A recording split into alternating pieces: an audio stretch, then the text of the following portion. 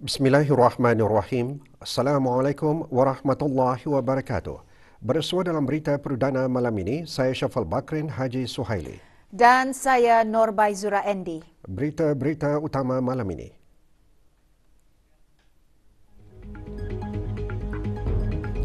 Amalan gaya hidup sihat dapat mencegah semua faktor risiko kanser.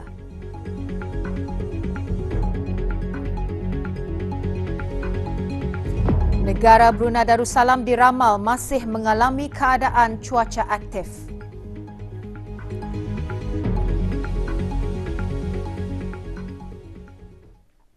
Setiap tahun, Hari Kanser Sedunia disambut di seluruh dunia bagi meningkatkan kesedaran dan menekankan kepentingan pengesanan dan pencegahan awal kanser.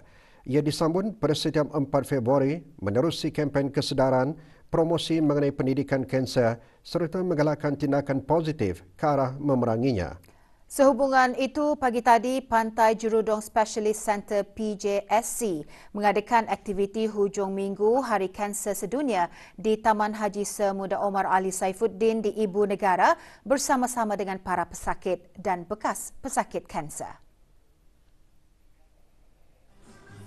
Hadir yang berhormat Datuk Seri Setia Dr. Awang Haji Muhammad Amin Liu bin Abdullah, Menteri di Jabatan Perdana Menteri dan Menteri Kewangan dan Ekonomi kedua selaku pengerusi Lembaga Pengarah PJSC, yang berhormat Datuk Seri Setia Dr. Awang Haji Muhammad Isham bin Haji Jaafar, Menteri Kesihatan, dan yang berhormat Datuk Seri Setia Awang Haji Ahmadin bin Haji Abdul Rahman, Menteri Hal Ehwal Dalam Negeri.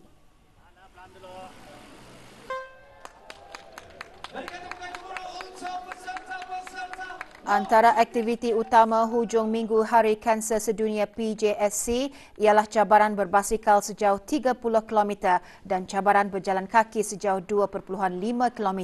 Lebih 1,000 orang menyertai aktiviti berkenaan. Selain itu, pembentukan ribbon berwarna ungu menunjukkan semangat bagi memerangi kanser. Acara diselajurkan dengan penyampaian sijil kepada para penaja dan pemenang.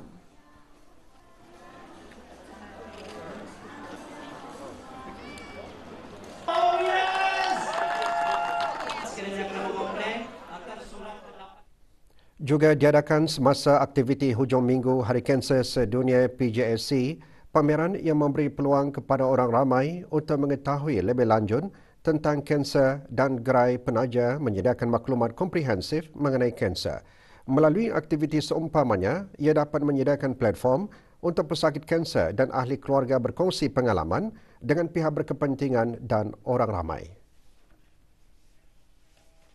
Secara amnya, kanser ialah ada 4 tahapnya. Anggarannya boleh kata tahap 1 dengan 2 ialah peringkat awal, tahap 3 dengan 4 ialah peringkat lewat lah. So sekiranya seseorang mendapat kanser waktu tahap yang lewat tu, 3 atau 4 tu, jadi itu lebih boleh menjejaskan lah ya. Kalau boleh lebih terbuka sikit at least kepada doktor ya, doktor dengan bahagian medical. Dia orang pun akan kerja secara profesional. Ya tidak akan bagi tahu lah insyaAllah. Tahun ini merupakan tahun kedua daripada kempen selama 3 tahun Hari Kanser Sedunia bertemakan menutup jurang penjagaan. Tema memfokus kepada menyatukan individu dan organisasi penyokong dan penggubal dasar dalam menyeru perubahan dan mengambil tindakan. Sambutan juga meraihkan kemajuan yang telah dicapai bukan sahaja dalam bidang perubatan, malahan meraihkan tindakan kecil yang memberi impak signifikan.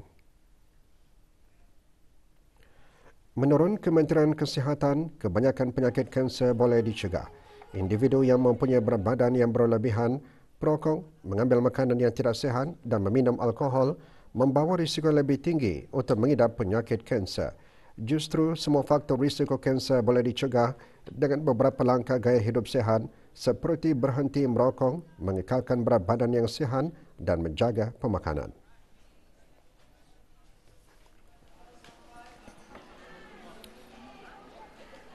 Kena beri makan vitamin macam B, C, D, E, kena supply daripada TBCC lah, dan minum juicing sendiri membuatkan untuk menambah darah apa semua, dan menjaga permakanan macam sate dan lagi makan barbecue dan lagi makan yang hitam-hitam tu kan, banyak dikontrol lah.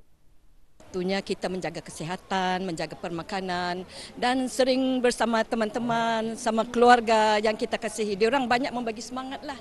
Semua apa yang datang, penyakit yang datang semua daripada Allah Subhanahu Wa Taala, dan dengan ilmu dari Allah Taala juga kita ni berubat.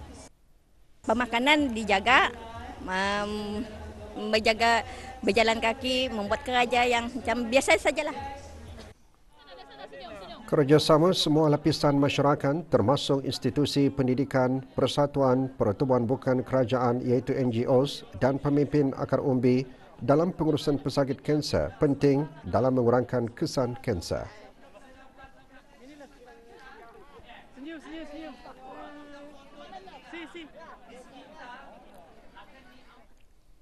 Sementara itu, sebagai tanda sokongan negara Brunei Darussalam terhadap usaha menangani kanser, Jambatan Sultan Haji Omar Ali Saifuddin dinyalakan dengan lampu berwarna biru dan jingga sehingga 8 Februari ini. Langkah ini menunjukkan negara menyertai banyak negara lain dalam komitmen terhadap pencegahan kanser dan pengesanan awal untuk rakyatnya. Hari Kanser Sedunia disambut setiap 4 Februari di seluruh dunia dan menjadi ahli Persatuan Kawalan Kanser Antarabangsa UICC, Pantai Jurudong Specialist Centre PJSC terus menekankan mengenai kesedaran dan tindakan menangani kanser.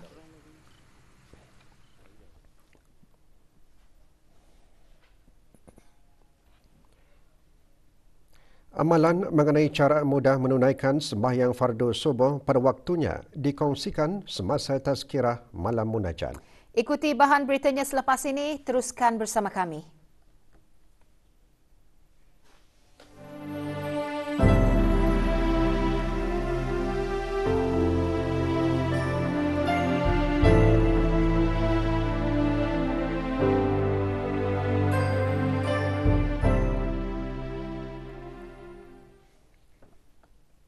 Negara Brunei Darussalam kini memasuki fasa kedua monsun Timur Laut yang dijangka berterusan sehingga bulan Mac 2023. Semasa tempoh ini, keadaan atmosfera cenderung menjadi lebih stabil dengan pengurangan aktiviti turunan hujan. Secara relatif, bulan Februari dan bulan Mac dikategorikan sebagai 2 bulan terkering dalam setahun dengan jumlah purata hujan terendah yang direkodkan berbanding dengan bulan-bulan yang lain. Walau bagaimanapun, berdasarkan modal cuaca terkini menunjukkan bahawa pada bulan Februari ini, negara Brunei Darussalam diramal akan masih mengalami keadaan cuaca yang aktif sekali-sekala, terutamanya pada waktu petang dan malam. Jumlah turunan hujan bagi bulan Februari diramalkan sedikit tinggi daripada jumlah purata. Salah satu faktor yang menyebabkan sedikit peningkatan pada jumlah turunan hujan bagi bulan ini adalah disebabkan oleh kehadiran fenomena La Nina di Lautan Pasifik yang dijangka berterusan sehingga hujung bulan Februari atau awal bulan Mac 2023.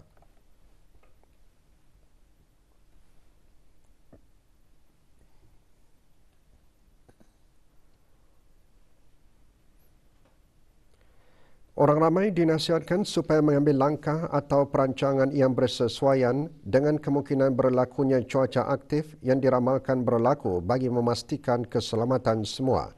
Bagi maklumat cuaca terkini, hubungi talian cuaca 114 atau layari laman sesawang www.met.gov.bn atau Facebook dan Instagram Brunei Weather.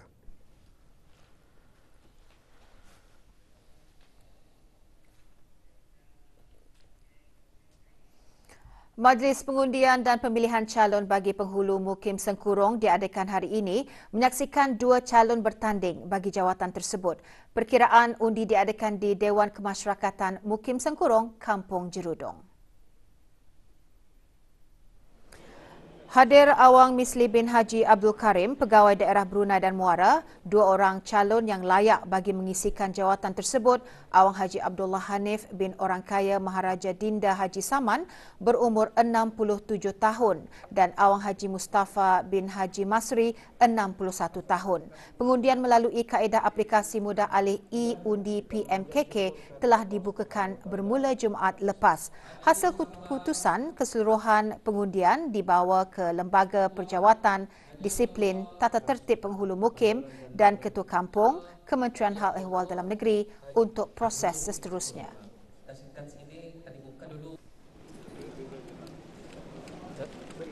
Semua kertas undi bagi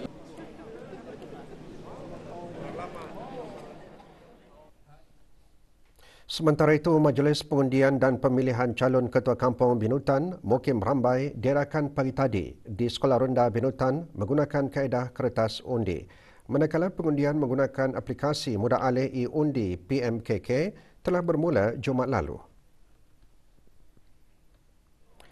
Calon tunggal yang layak bagi mengisikan jawatan tersebut, Awang Haji Harul Mazlan bin Haji Abdul Razak berusia 55 tahun. Beliau bertugas sebagai Imam tingkat 4 di Kementerian Hal Ehwal Agama dan juga pemangku Ketua Kampung Binutan. Keputusan Majlis Pengundian dan Pemilihan Calon Ketua Kampung Binutan akan dihadapkan ke Lembaga Perjawatan, Disiplin dan Tata Tertib Penghulu Mukim dan Ketua Kampung, Kementerian Hal Ehwal Dalam Negeri bagi proses selanjutnya. Hadir Awang Muhammad Sofian bin Haji Basri, pemangku pegawai daerah Tutong.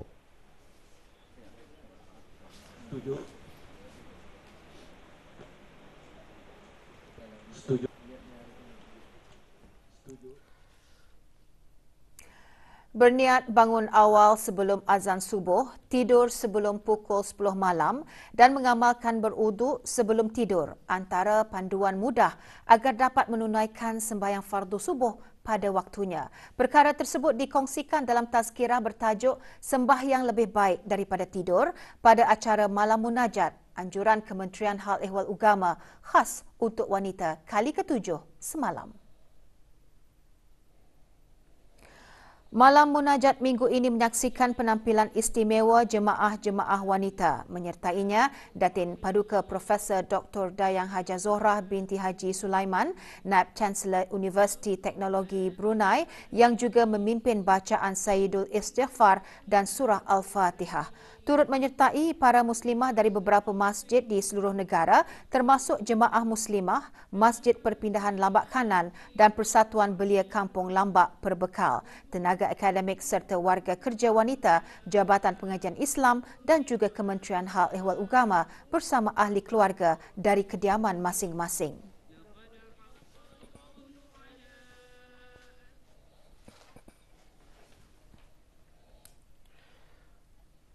Khidmat menyebarkan cinta terhadap pembelajaran sebagai mata pencarian.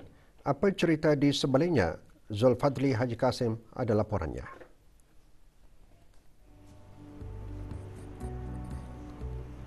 Dengan menggunakan pendekatan unik, The Learner's Bar Enterprise yang diusahakan oleh lapisan graduan universiti tempatan cuba membantu individu agar cinta atau suka belajar. Kaedah yang digunakan agak mudah, iaitu dengan menyediakan persekitaran bersesuaian sehingga seseorang itu dapat menanamkan perasaan cinta terhadap pembelajaran. Menurut pengasas bersama Learner's Bar, pendidikan sangat penting tanpa mengira pekerjaan yang akan dicuburi suatu hari nanti.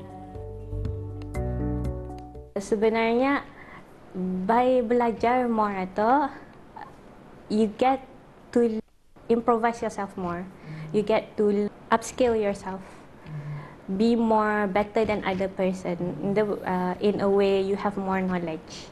So dari sana, it is true that education is very important.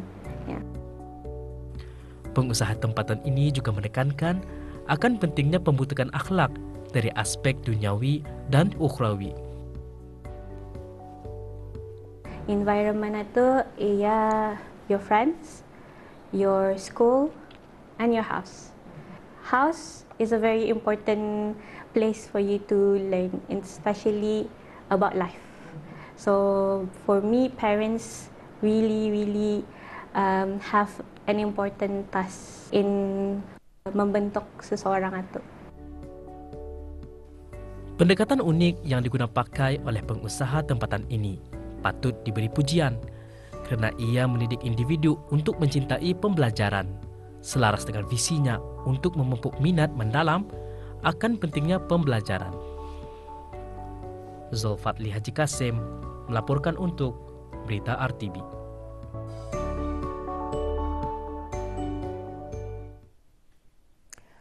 Empat 14 ahli pengakap tunas baharu semalam diraikan dalam Majlis Penyampaian Lencana Keahlian Pengakap Sedunia bagi Kumpulan Pengakap Tunas 2031. Majlis berlangsung di Dewan Sekolah Chung Hua, Kudang, daerah Tutong.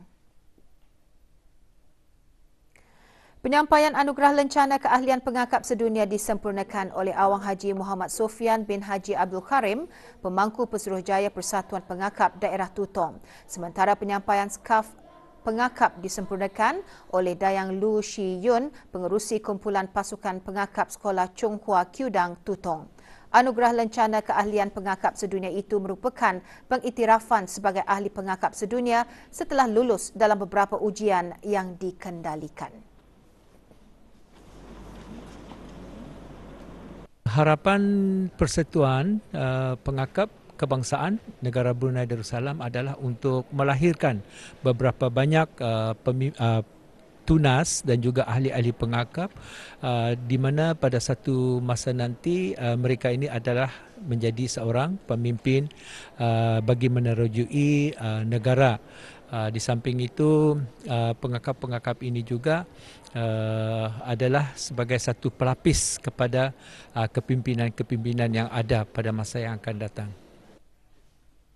Sebanyak 152,100 kg barangan kitar semula telah dikumpul oleh Green Brunei sejak 2014. Pagi tadi, Green Brunei dan Green Nippon mengadakan aktiviti kempen kitar semula di kawasan letak kereta kontena Pang, Anggrek Desa.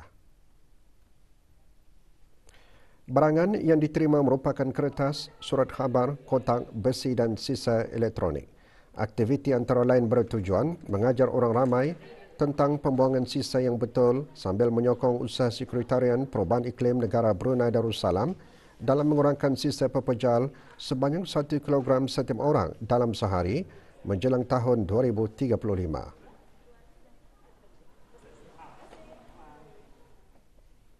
Tujuannya untuk ini pasal tempat pelupusan sampah-sampah di Brunei yang dihaskan di Sungai Paku, Engineer Danfield.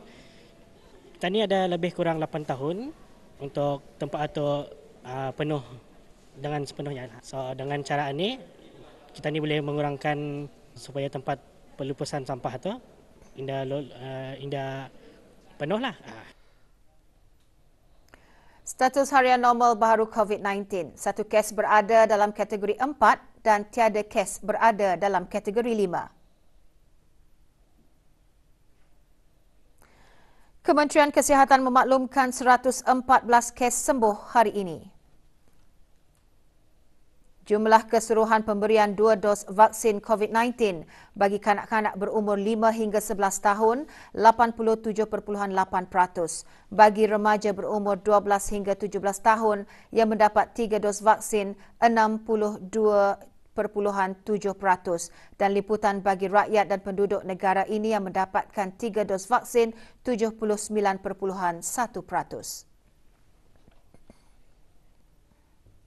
Unit Sukatan dan Timbangan SDT Bahagian Industri dan Ekosistem Perniagaan IBE di bawah Kementerian Kewangan dan Ekonomi akan melaksanakan kerja-kerja pemeriksaan dan penelitian bacaan ketepatan ke atas alat sukatan jenis pam minyak di stesen-stesen minyak dengan mengambil kira keselamatan dan kesejahteraan orang ramai serta para tenaga kerja yang terlibat sepanjang kerja-kerja pemeriksaan dan penelitian tersebut. Stesen-stesen minyak akan ditutup bermula pukul 9 pagi hingga selesai. Anggaran pelaksanaannya adalah sekitar 2 jam. Berikut dikongsikan jadual penutupan sementara stesen-stesen minyak pada bulan Februari 2023.